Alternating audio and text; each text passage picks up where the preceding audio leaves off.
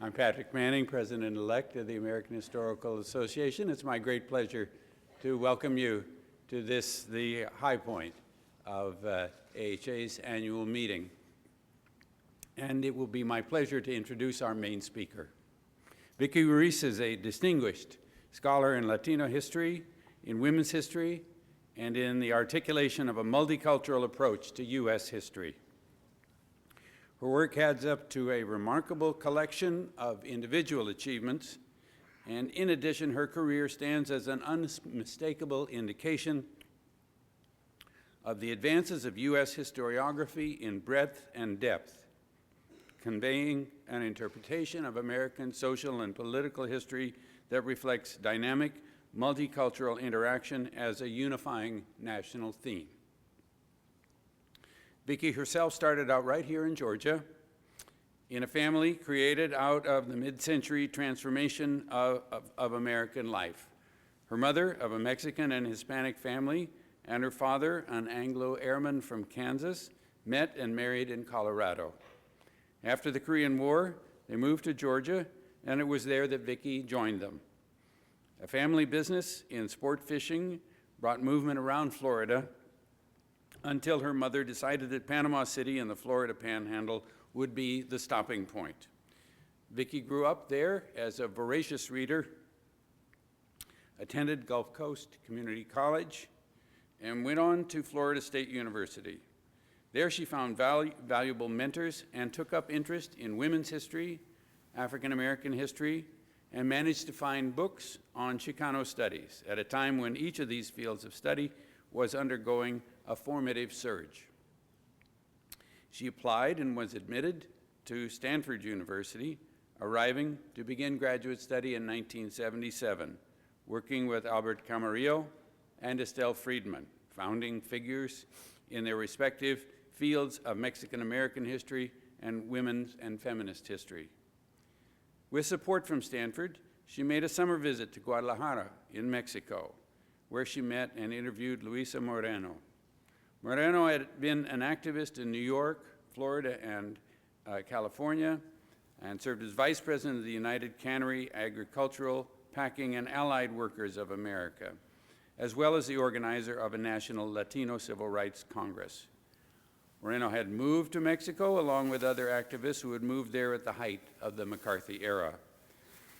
Vicki drew from her in her interviews the story of the women cannery workers of Northern and Southern California and recognized it as one that needed to be researched and conveyed to a broader audience. She pursued her research and writing, supported at each stage by work, especially with female colleagues among faculty and graduate students. Meanwhile, the life cycle moved ahead, bringing Vicki marriage while in graduate school, a first son born before the dissertation, and a second son born after the dissertation.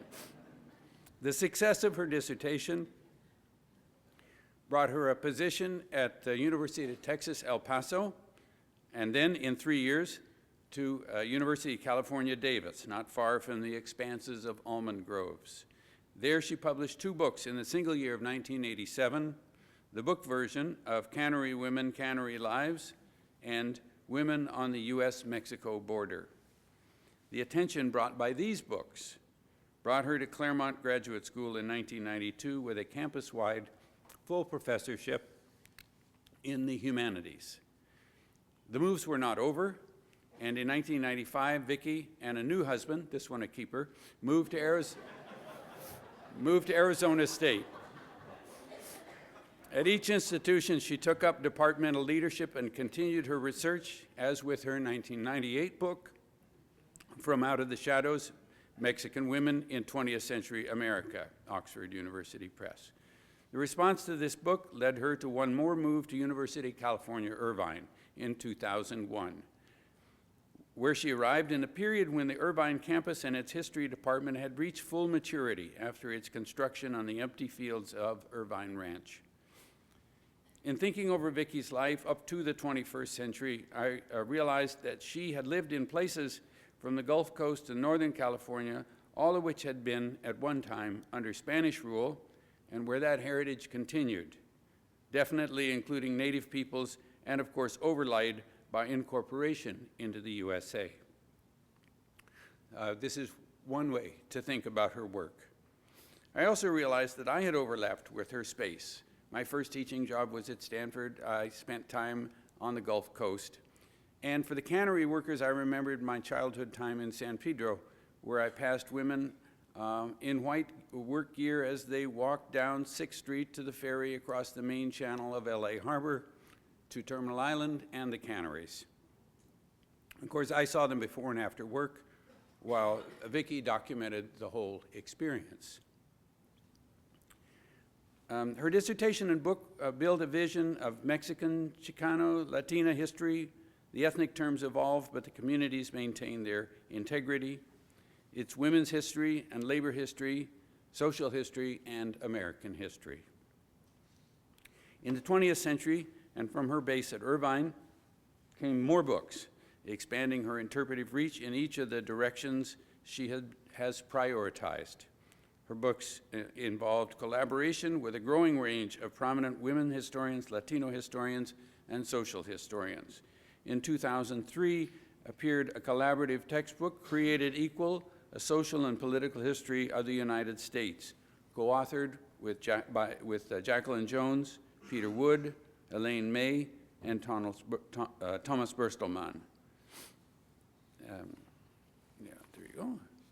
In 2005 appeared Latina Legacies, Identity, Biography, a Community, co-authored with Virginia Sanchez-Corol. And in 2006 appeared American Dreaming, Global Realities, Rethinking U.S. Immigration with Donna Gabaccia, prominent immigration historian. The practice of U.S. women's history, narratives, intersections, dialogues appeared in 2007, co-edited with Eileen Boris and Susan Kleinberg.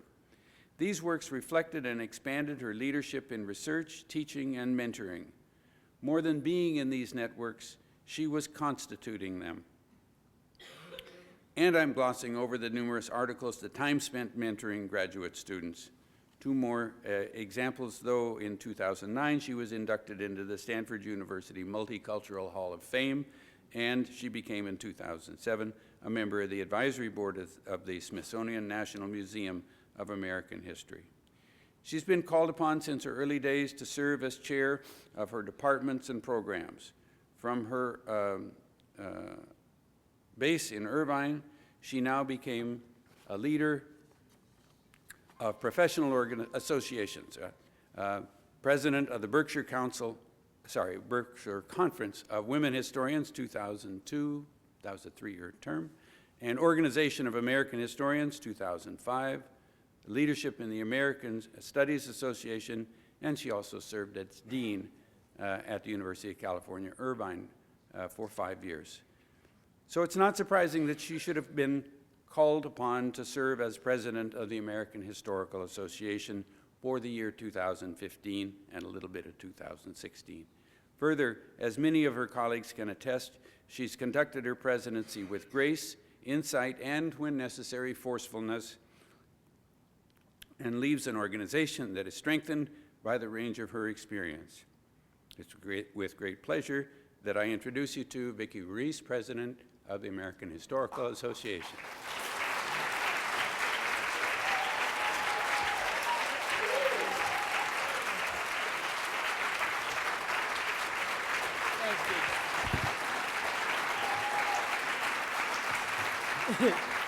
You haven't heard the talk yet.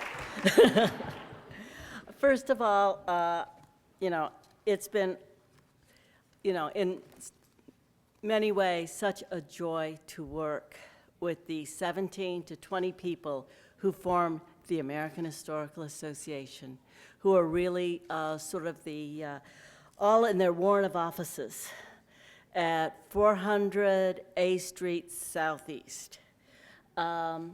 Led by Jim Grossman, Dana Schaefer, Debbie Doyle, the new Perspectives editor, Allison Miller, our digital gurus, Zeth Denbo, and they're just an amazing group of colleagues, and it's just been an honor to work with them, to work with members of the council, with our, past president, president-elect, and now president-elect-elect. So, as I said, it's been such an honor. Women are capable of everything and anything, declared labor radical Luisa Capetillo in her landmark feminist treatise, Mi opinión sobre las libertades, derechos y deberes de la mujer, My opinion on the liberties, rights, and duties of women. And published in 1911, this manifesto articulated a radical vision that promoted a variant of Republican motherhood alongside free love and proletarian revolution. Capetillo emerged as a passionate labor leader in Puerto Rico at the turn of the 20th century. She would later extend her reach into the Caribbean and the United States. Less bold in her pronouncements, Guatemalan-born feminist Rosa Rodriguez Lopez in 1925 stressed the importance of education across class. Quote, "The woman continues to be attached to ignorance. Her emancipation is necessary. Feminism will make her more conscious, and by obtaining an adequate education, she will be prepared for a much more ambitious future." Mirroring her generation, Rodriguez Lopez stressed the importance of reaching the proletarian woman, quote, "who continues to live miserably in darkness with no other light than a vague reflection of love." A striking statement from a young woman who would be an influential leader in the California labor movement about 20 years in the future. Known by that time as Luisa Moreno, having changed her name after her move to the United States, she was the first Latina vice president of a major CIO union and applied her considerable skills in spearheading the 1939 El Congreso del Pueblo de Habla Española, the Spanish-speaking People's Congress, the first U.S. pan-Latino civil rights conference. Now, the genealogy of Latina feminist traditions has typically focused on Mexican women, beginning with 17th century poet Sor Juana Inés de la Cruz, and then let's fast forward to the Chicano feminists of the 1960s and 70s. Now, they're remembered in Latino history for their prowess in organizing farm and factory workers, but Capetillo Moreno were also path-breaking feminist intellectuals whose writings expand our knowledge of transnational feminist ideas emanating from Latin America. Literally and figuratively, they acted as bridges across the Americas, representing rich historical connections between women in Latin America and U.S. Latinas. Now, despite a fluorescence of Latino historiography over the past 40 years, Latino narratives still remain on the periphery of U.S. history, and Capetillo and Moreno are no exception. The lack of familiarity with available secondary, archival, and community resources accounts for some of the silences. For example, it's not until 2004 that Capetillo's Mi Opinión became accessible for an English language audience. And beyond a single dissertation, Patricia Arms is in the audience, and one journal article, the writings of Luisa Moreno have languished in the Biblioteca Nacional in Guatemala, where they are housed. Though these two iconic figures in Latino labor history never met, Capetillo died when Moreno was 15, their legacies intersect in multiple ways, especially in terms of their unwavering commitment to a radical labor politics predicated on the dignity and self-determination of the working class. Starkingly divergent, but at times hauntingly similar, their feminist writings reveal threads of a Latina transnational consciousness that reaches across nationalities and generations. On October 28, 1879, Luisa Margarita Perone and Luis Capetillo Echeverria, a common law couple, welcomed their only child, the aptly named Luisa. Both parents were relative newcomers to Puerto Rico. Margarita had arrived from France, Luis from northern Spain. Their European heritage and education, however, provided no guarantees of social mobility, as Luis did odd jobs and Margarita took in laundry. Though she grew up in modest circumstances, Luisa was surrounded at an early age by great books. Margarita, in fact, had elbowed her way into a local tertulia, or literary salon, setting a path for her daughter to follow. As an adolescent, Luisa became romantically involved with Manuel Ledesma, a member of an elite, politically powerful family. By the age of 20, she had given birth to 2 children with him, but 2 years later, in 1901, the relationship ended when Ledesma bowed to familial pressure, and which included a suitable marriage. While he provided support for their children, Manuela and Gregorio, Luisa placed them in the care of her mother and went to work. Given her rich homeschool education, she secured a coveted job as a reader in a cigar-making factory. And she would use this position throughout her career and in several locales, both within and beyond the island, in order to cultivate and reinforce women's consciousness of trade unions, socialism, anarchism, and women's rights. In the midst of the social and economic upheaval that followed the Spanish, Filipino, Cuban American War, a militant trade union movement emerged in Puerto Rico, one with strong anarchist leanings. Its standard bearer was the Federación Libre de Trabajadores, or the Free Federation of Workers, whose principal organizers included among them Luisa Capetillo. For a decade, she traveled across the island, mobilizing workers in agriculture and cigar factories, as well as writing issues on proletarian and feminist issues. Now, her homilies were unconventional, but by 1908, the Federación had adopted women's suffrage as part of its platform, which is unusual for an anarchist trade union. 3 years later, Capetillo published Mi Opinión, a collection of her itinerant essays, and ironically, the book's appearance coincided with the birth of her third child, Luis, by a married lover. Driven out of Puerto Rico by a government crackdown on anarchists, Capetillo departed for New York City in 1912. She would spend the rest of her days as really a transnational labor radical and feminist intellectual. She moved a number of times, organizing workers in Florida, Cuba, Puerto Rico, and the Dominican Republic. In Tampa in 1913, she was welcomed into the multi-ethnic cigar community of Ybor City, which was heavily Latino.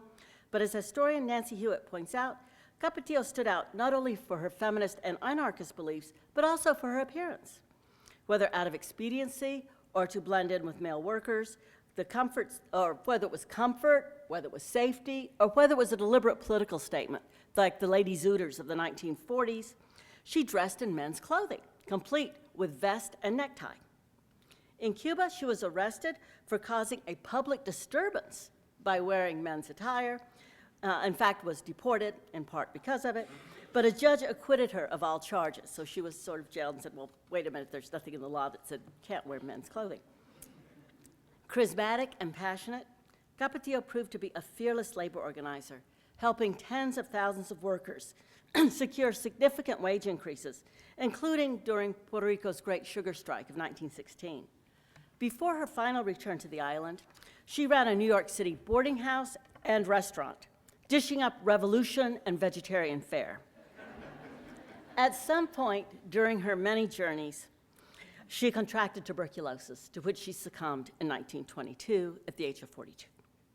A radical intellectual who challenged the ramifications of empire in the day-to-day, Luisa Capetillo was far from the Spanish-speaking Emma Goldman, though the parallels seem obvious. More importantly, she embodied a decolonial imaginary as a transnational feminist unmoored from nation, race, or convention. Now, Blanca Rosa Rodriguez Lopez, by contrast, advocated a more conventional path for women's emancipation.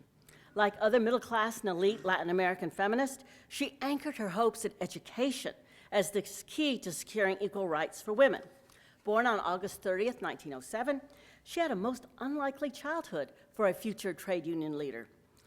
She grew up surrounded by wealth and privilege in her native Guatemala, the daughter of a powerful coffee grower, Ernesto Rodriguez Robles, and his socialite wife, Alicia Lopez Serrana. Educated by nuns in a California boarding school and by private tutors at home, she desired a university education in Guatemala, but discovered that women need not apply. So she organized her peers into La Sociedad Gabriela Mistral, named after the famous Chilean educator and reformer, to push for greater educational opportunities for women. Despite some success, she was gone by age 20. Having left for Mexico City, she enrolled as a student at the Universidad Nacional Autónoma de Mexico, or UNAM, and worked as a journalist for a Guatemalan daily. She participated in a burgeoning cultural renaissance taking place in the aftermath of the Mexican Revolution, enjoying the heady avant-garde atmosphere, and even consorted with the likes of Diego Rivera and Frida Kahlo, and I actually have a picture of her with Diego Rivera. In 1927, she published a poetry collection and married Guatemalan artist Miguel Ángel de León, 16 years her senior, who was also very adventurous. He had landed in Mexico after a stint in the French Foreign Legion during World War I. Now, they moved a year later. They would find the artistic couple in New York City. Now, why would they go to New York City? It's not exactly would be a propitious time for such a move, given the looming economic calamity. When their daughter Mathilde arrived in 1929, their fortunes had declined to the extent that they were living in a crowded tenement in Spanish Harlem, where Rosa found employment as a seamstress. The death of a work friend's infant from rat bites compelled her to do something to change the material conditions of her fellow workers. She organized a small-scale garment union that was associated with the Needleworkers Trades Industrial Union, which, see the politics, and joined leftist community groups. And by 1930, she was a member of the Communist Party. In 1935, leaving a tattered marriage, Rosa Rodriguez de Leon accepted a job with the American Federation of Labor to organize cigar workers in Florida. Arriving with Mathilde, she chose yet another transformation. She changed her name, becoming Luisa Moreno. Distancing herself from her privileged past, she chose the alias Moreno, meaning dark, as a surname, one diametrically opposite her given name, Blanca Rosa, White Rose. For her new name, she selected Luisa, perhaps to honor Capetillo, who had preceded her in Florida 2 decades earlier and whose legacy she undoubtedly knew about and built upon in her daily work as a trade union organizer. Moreno placed her daughter with a pro-labor family, an unfortunate practice that would continue until Mathilde was a teenager. In Florida, she honed her skills, negotiating a contract covering 13,000 cigar workers. Given her organizing experience, the newly formed United Cannery Agricultural Packing Allied Workers of America, or UCAPAWA-CIO, hired her in 1938. She quickly asserted leadership in the new union, taking charge of the pecan sheller strike in San Antonio, Texas, which, by the way, she's been written out of the strike, but she was there. I've got the documents. She was there. She was also a driving force behind El Congreso del Pueblo de Habla Española, civil rights assembly attended by more than 1,000 delegates. Now, they hammered out a comprehensive platform in 1939 that called for an end to racial segregation in public facilities, housing, education, and employment, and also advocated for the rights of immigrants to live and work in the United States without fear of deportation. This is in 1939. 4 years earlier, between 1931 and 1935, they are deporting 1/3 of the Mexican population in the United States, over 500,000 people. So this was a very brave position for these delegates to take in 1939. She also, during World War II, organized cannery workers in Southern California, many of whom were Mexican and Jewish women, earning the name the California Whirlwind. And of course, Cannery Women, Cannery Lives was my first book. Union members achieved significant improvements in working conditions, wages, and benefits, and she became the first Latina to serve on the state CIO council. And in 1945, she really faced her biggest professional challenge. She went head-to-head with the International Brotherhood of Teamsters, organizing Northern California canneries. After a campaign of sweetheart contracts, red baiting, and physical assaults, basically the Teamsters won. Though she retired from union life in early 1947, she could not escape the Cold War's chill. A year later, she found herself facing deportation proceedings on the grounds of a former membership in the Communist Party. Together with her third husband, Gray Bemis, a fellow radical whom she met in New York during her New York years, during which she described herself as a junior organizer, she left the United States in 1950 and returned to her native Guatemala, signaling, in her words, the death of Luisa Moreno. Now, while both women made their mark on the U.S. labor movement, they came to their meaning of feminism within a Latin American context. However, they were not part of the Pan-American networks that fostered exchanges between U.S. feminist leaders and their Latin American counterparts. Their capacious education and intellectual appetites seem to have fed their transnational feminist imaginaries, for they drew upon European, U.S., and Latin American examples in their essays outlining paths to women's equality. Now, while Luisa Capetillo combined the grinding work of labor organizing with her unconventional feminism, there was a distinct separation for Rosa Rodriguez Lopez, the sheltered adolescent intellectual, and Luisa Moreno, the fearless labor leader. Though her feminist writings would end with her adolescence, Moreno always cultivated women's grassroots leadership and made sure their issues were at the forefront of collective bargaining. Now, for a fuller understanding of the transformation of Blanca Rosa Rodriguez de Leon into Luisa Moreno, we must look at her early life. The 1920s marked the first period of reform in Guatemala, and a group of young urban elites took advantage of this opening to advocate for women's rights and educational uplift. La Sociedad Gabriela Mistral was formed in November 1925 with 18-year-old Rosa Rodriguez Lopez at the helm. During its short life, according to Latin American historian Patricia Arms, La Sociedad would represent the most recognizable women's group of its era in Guatemala.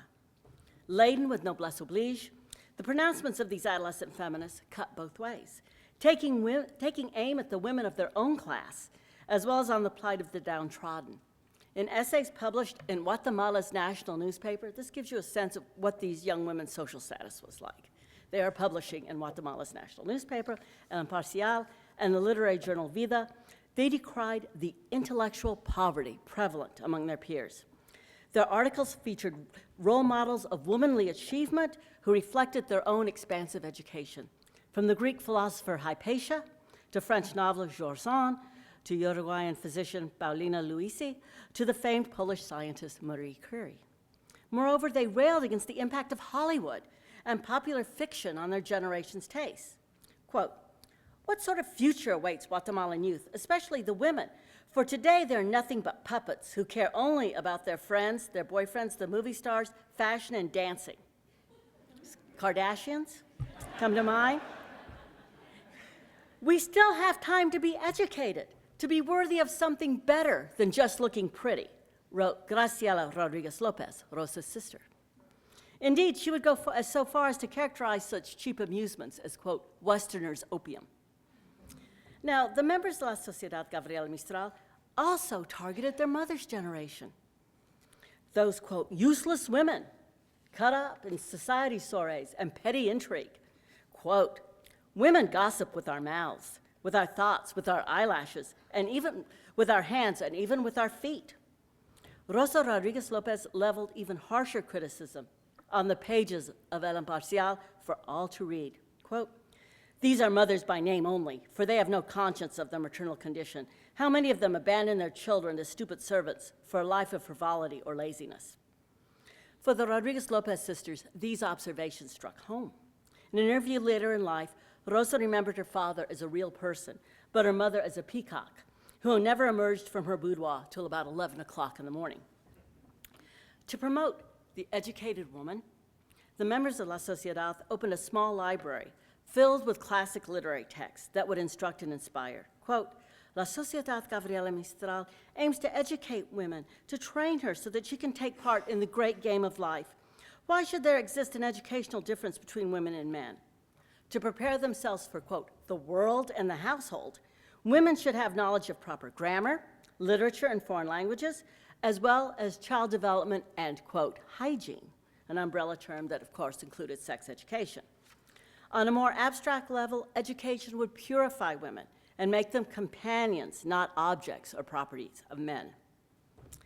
As a young adolescent women, they understood the potential impact of their transgressive writings and responded to criticism that their activities might decrease their value on the marriage market. In the words of Josefina Saravia, quote, "I firmly believe that a man will never attain relative happiness until he is next to a well-educated woman of very strong moral convictions." And with confidence, she predicted that every special woman, morally and intellectually, will find her corresponding kind of man. Reminding me of the 1970s button, "Men of quality respect women's equality."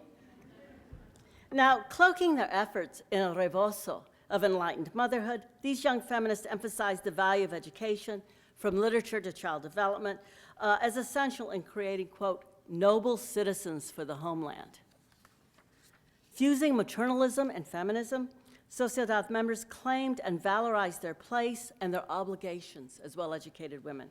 Perhaps with a twist of irony, These daughters of Ladino coffee planters, men who ushered in a, quote, caffeinated modernism, would themselves gravitate toward a tangible imaginary of a benevolent modern state where properly educated women as citizen mothers would exercise considerable moral authority for their children's welfare and for national progress. And such a vision was not new. In fact, it really reverberated throughout Latin America. What role would the proletarian woman play in this bourgeois feminist future?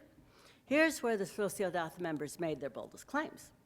In addressing the deplorable conditions of the poor, they did not blame biology, they did not blame the environment, they blamed the state.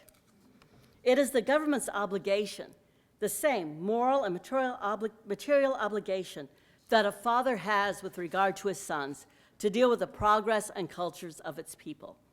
Moreover, they argue that workers should be paid a living wage. These were strong claims coming from a very privileged group. While urging the government to provide instruction in sanitation and nutrition, they also asked for greater access to education for proletarian women and expressed a, quote, passionate desire to do their part. Recognizing the importance of vocational training, La Sociedad Gabriela Mistral began a small-scale secretarial school that would prepare women for, quote, for business employment, the new cutting edge in Guatemala. So classic books and clerical work were two avenues for moral uplift, social equality, and national progress. Calling for the destruction of all social prejudice, of all absurd fanaticism, Rosa Rodriguez Lopez understood that the fates of rich and poor women were inextricably related, blaming, quote, ignorance for women's slavery. She launched biting critiques of the double standard and predatory men, which she called ravenous wolves. In her essay, The Problem of the Fallen Woman, she notes how, quote, the glitter of jewelry or the wonders of love could seduce an ordinary woman, while gold also works as a discreet shield for the prostitution of elite women. In calling for compassion, Rosa viewed meaningful employment, or the temple of work, as critical to Guatemala's advancement. In a rare display of essentialism, she dismissed, quote, the so-called practical feminism of the North American woman, which would be inappropriate to our romantic race. She believed that women in Guatemala were not ready for suffrage. They did not yet possess the education required. Yet in the same breath, she called for the abolition of women's inferiority, asserting that women were as worthy and capable as men, and they deserved justice and political and social equality. This tension between the ideal woman and the women they knew runs throughout their writings. As self-anointed leaders, La Sociedad's young women drew upon their rare, capacious education to exhort, to uplift, and to dream. Now, La Sociedad Gabriela Mistral existed for about 2 years at most, reaching its zenith of activism within its first 6 months. When its charismatic president abruptly left for the cultural and intellectual lights of Mexico City in 1926, the group began to flounder. As Guatemala's first explicitly feminist organization, La Sociedad had brought issues of women's rights, economic disparities, and racial prejudices to the pages of the national newspaper. Through petitions and informal lobbying, members have played a part in opening up, albeit ever so slightly, educational opportunities for women, with Rosa herself scheduled to enter the university right before her departure. More importantly, some members of La Sociedad, including Rosa's sister Graciela, would emerge after the 1944 revolution to expand on what they started as young adults. Indeed, 2 years later, in 1946, women in Guatemala gained the right to vote.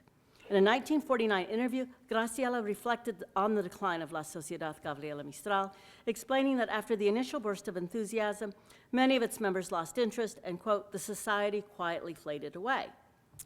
There are several layers of meaning one could read into this, very simple statement.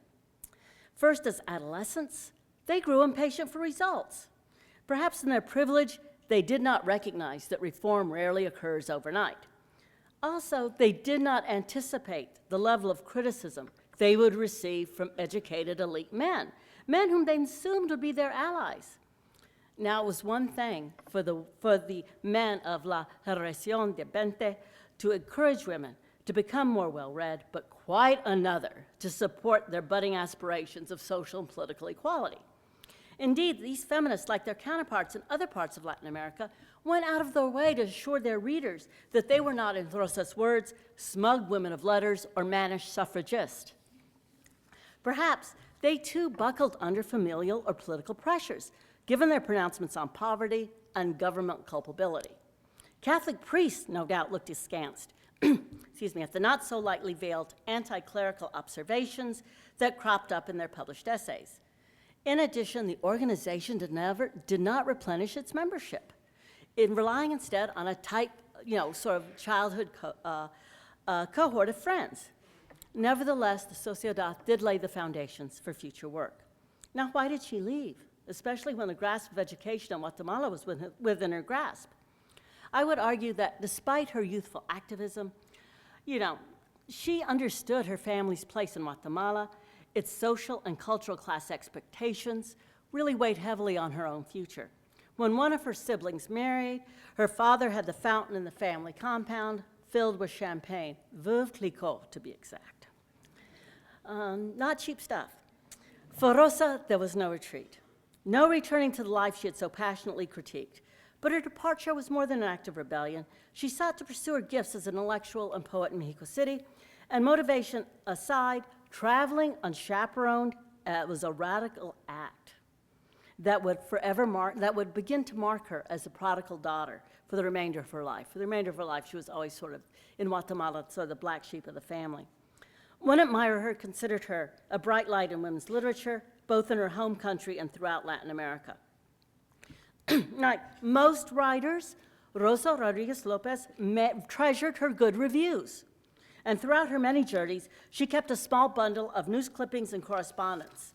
On the occasion of her 21st birthday, one newspaper article made reference to her beauty, her poetry, and her vanguard feminism, all in one breath.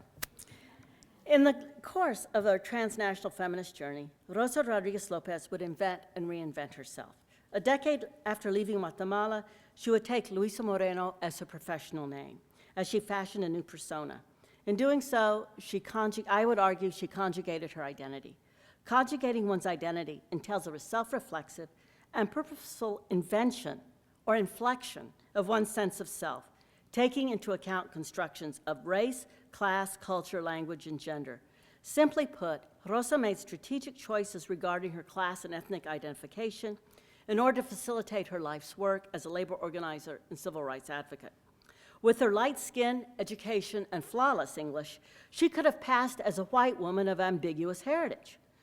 Instead, she took a risky job as a trade union organizer, working with African American and Latinos in the anti-union Jim Crow South. Rosa Rodriguez Lopez was a woman of privilege. Luisa Moreno was a woman of the people.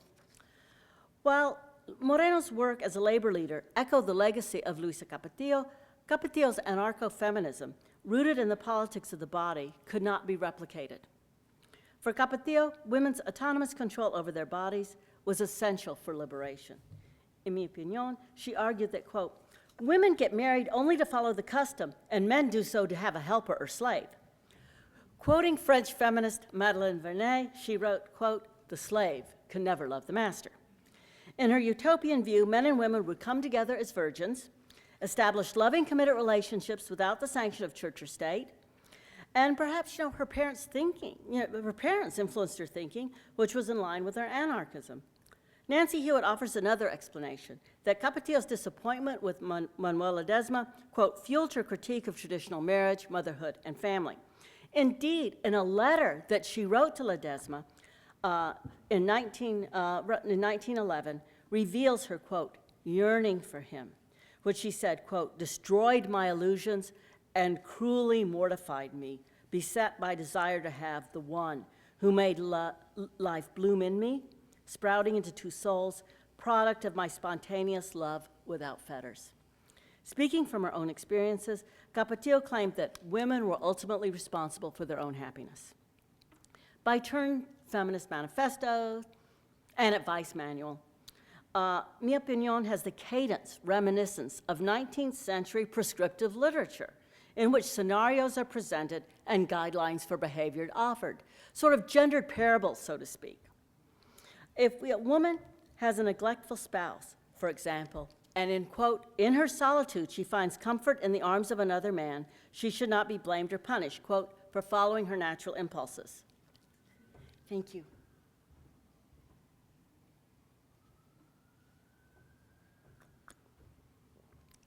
Though Capetillo did not always practice what she preached, she warned about women about getting involved with a man who, quote, was in a committed relationship without demanding that he give up his wife or lover. With a dash of melodrama, she continued, if this wife does not want to leave him, she will have to admit that her husband has another woman, because she cannot force him to love her if she has not the charm or persuasiveness to keep him herself. This latter, statement seems rather uncharitable and certainly not very feminist, even bordering on conventionality. It also seems self-serving, given her own relationship with a married lover. Indeed, Capetillo's pronouncement on free love, however, did not extend to same-sex relationships. And these blind spots in her writings notwithstanding, we cannot discount her courageous stands against women's exploitation across all facets of their life. Demonstrating a level of pragmatism, Capetillo also endorsed reforms that are really familiar with feminists across the hemisphere, including women's suffrage, protective legislation, and temperance. She broke with other anarchists like Emma Goldman in her support of suffrage. Her experience as a labor leader seemed to have steeled her conviction that women would join their compañeros as workers and vote in the interests of their class, not their gender. Like most feminists of her day, she put her faith in an enlightened motherhood as the foundation for social progress. In addition to hygiene, women should have a thorough knowledge of, I quote, physiology, geology, geography, chemistry, physics, astronomy, engineering, agriculture, geometry, history, music, and painting. Also, Capetillo emphasized that, quote, someone could be learned by not educated. Don't we know that? In her words, a proper education extended to, quote, cultivating patience, tolerance, and a sweet disposition. And seeking feminine perfection, she even offered beauty advice, quote, women must strive by all natural methods to become more beautiful, but it must be a true beauty, achieved by healthy diet, without eating meat or drinking alcoholic beverages, by practicing gymnastics and taking walks in the open air. Like the feminists of La Sociedad, Capetillo rebuked women who indulged in conspicuous consumption, describing one apocryphal figure as, quote, so loaded with bracelets and lace that she looks like a bazaar. Now, close reading of selected passages from Mi Opinión, however, should not overshadow Capetillo's commitment to proletarian revolution based on anarchist principles. As a grassroots activist, she encouraged working-class men to accept women as equal partners in the struggle. Both Capetillo and Moreno believed in the dignity of the working poor, who by their labor enriched the wealthy. In her only surviving speech, Caravans of Sorrow, 1940, Moreno spoke passionately about the rights of Mexican immigrant workers. Long before the grapes of wrath had ripened in California's vineyards, a people lived on highways, under trees or tents, in shacks or railroad sections, picking crops, cotton, fruit, vegetables, cultivating sugar beets, building railroads and dams, making a barren land fertile for new crops and greater riches. These people are not aliens. They've contributed their endurance, sacrifice, and labor to the Southwest. Indeed, they've paid more taxes than all the stockholders of California's industrialized agriculture, the sugar beet companies, and the large cotton interests that operate with the labor of Mexican workers. Shades of Luisa Capetillo, who, 30 years before, had penned the following lines. Don't beg, you destitute workers, you victims of exploitation, exploited by political parties, by religions, by commerce. You are the eternal mine from which the bourgeoisie and religions extract enormous treasure. Fiercely anti-clerical, Luisa Capetillo imagined a world where churches would become schools or libraries, and the worthy images in them would be consigned to museums. Without class distinctions, society would reject nationalism and the state, quote, the absurd and idolatrous respect shown to governments. She continued, the religious ideals should be established in schools will be a brotherhood as supreme law, regardless of national boundaries of race, color, or language. And feminism would play a vital role in such a revolution. And Capetillo set the stage not just on the shop floor and at home, but within the individual. Quote, the woman who feels wounded in her rights, liberties, and womanhood has to recompose and reclaim herself. change her situation, no matter how high the cost. Now, scholars have disagreed on the reception of Capetillo and her writings during her lifetime. Eileen Suarez Finley characterizes her as a lone wolf who routinely alienated multiple constituencies: working-class women, middle-class feminists, and her male union colleagues. Despite her call, quote, despite her call for women's alliances, judgment seems to have come more easily to Luisa Capetillo than in empathy, end of quote. Calling women idiots, slaves, or stupid because they remained unhappy marriages out of economic necessity and social convention certainly did not further her cause. Suarez Finley asserts that Capetillo, quote, fought an extremely uphill battle, end of quote, in her daring feminist campaigns. She astutely points out the fears of proletarian women who believed that without marriage, men would feel fewer obligations toward their children. Two further points I would like to add perhaps accounted for the skepticism Capetillo encountered among the women she organized. First, most working women wanted a measure of respectability, to be viewed as gente decente, as decent people, and raising children alone would taint such a standing. Second, the power of religion in influencing Latino worldviews cannot be underplayed, given the vital role that Catholicism played in women's daily lives, from home altars to church clubs. Cavils aside, Luisa Capetillo had exceptional gifts as a labor leader. And its scholars Felix Matos Rodriguez, Nancy Hewitt, and Yvette Rivera Juste emphasize she inspired a generation of Latina feminist union organizers, with perhaps more than 20 women following in her footsteps. And today I met a young graduate student, Sandy Placido, who I hope is in the audience, who is doing a dissertation on one of those women. First time I had heard of this woman. I'm very excited to see what she finds. Now, according to Hewitt, Capetillo proved, quote, a linchpin in a vast networks of Latina anarchists and socialist feminists who sought to advance the interests of workers and women internationally. And Matos Rodriguez places her legacy also on a philosophical level. Quote, mi opinion shows that Capetillo, as an author, was convinced of the power of humanistic thought, in her case based on anarchism and feminism, as effective tools to change the world, end of quote. Capetillo's impact as a labor organizer and writer certainly reached beyond Latino communities in Puerto Rico, the Caribbean, and the Eastern United States. And a year before her death, her essay appeared alongside those of more familiar radicals, Rosa Luxemburg and Emma Goldman, in a feminist collection published in Argentina. With all their tensions, the writings of Luisa Moreno and Luisa Capetillo reveal a thirst for women's equality. Well-educated, Las Dos Luisas placed their faith in an enlightened womanhood for either national progress or proletarian revolution. In their writings, they valorized motherhood, but they themselves did not practice what they preached. By the time she published Mi Opinion, Capetillo had lived apart from her older children for 10 years, while Rosa Rodriguez Lopez and her peers waxed poetically and presumptuously about maternal duties, purely in the abstract, as they were very sheltered adolescents. As an organizer who was always on the move, Moreno was an absentee parent throughout most of her daughter's childhood. Exile, whether forced or self-imposed, figured prominently in the two women's life scripts. While Capetillo integrated her writings within her world as an organizer, Moreno compartmentalized her life, believing that her poetry and feminist essays belonged to an adolescent past.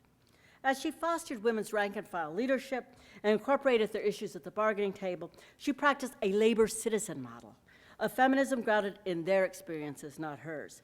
Perhaps she understood that as Rosa Rodriguez Lopez, she had borne much of the responsibility for the demise of La Sociedad Gabriela Mistral, but as Luisa Moreno, she no longer placed herself front and center, preferring a team approach that downplayed her own contributions. Quote, one person can't do anything. It's only with others that things are accomplished.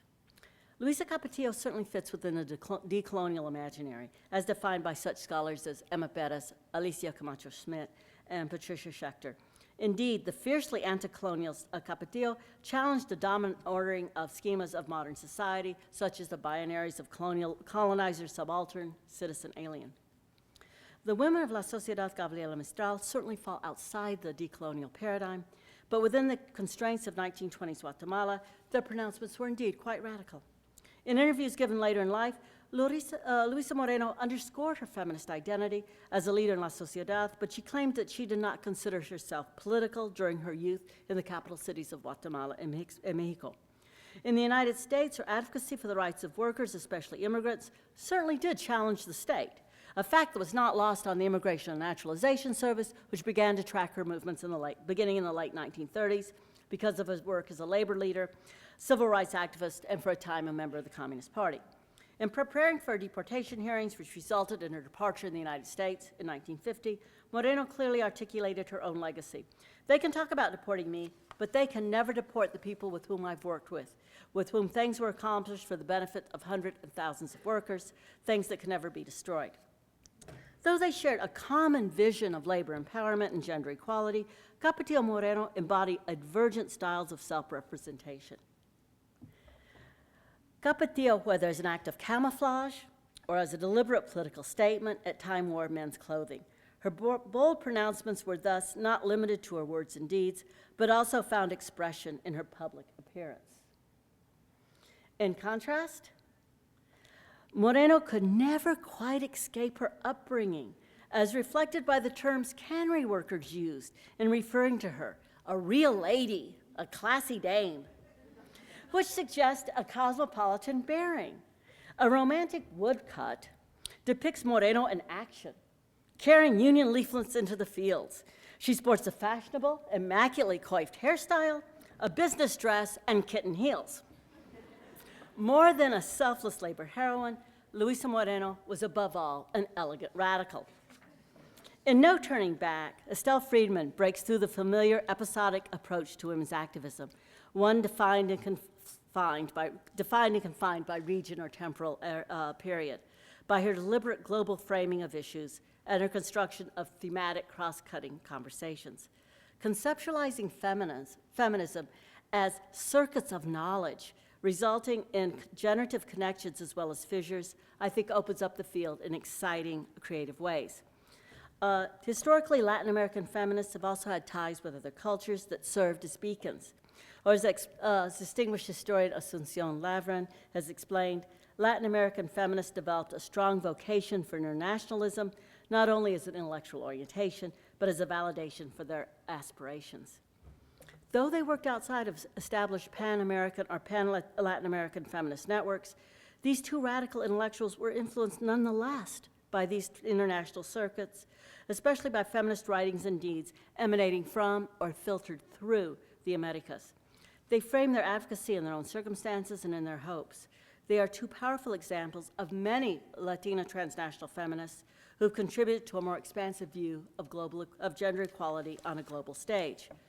Looking to the past to inform our present and future, what the late Peggy Pasco referred to as the conversational nature of history, is a time-honored feminist tradition. Despite belonging to the largest ethno-racial group in the United States, with a history dating back to the 1500s, Latina narratives barely appear in the historiographical register. Over the past 30-plus years, I have felt privileged to belong to an ever-growing number of scholars involved in this reclamation and reinterpretation of the past. Pushing beyond the nation-state, trans-hemispheric perspectives offer a fuller recounting of Latina feminist traditions. In the words of Rosa Rodriguez Lopez, AKA Luisa Moreno, quote, "If we kept searching, we could find an extensive list of audacious and determined feminists. We could see them planting seeds on stones, the same seeds that today have flourished, and will tomorrow give the world the sweetness of its perfect fruit." Gracias.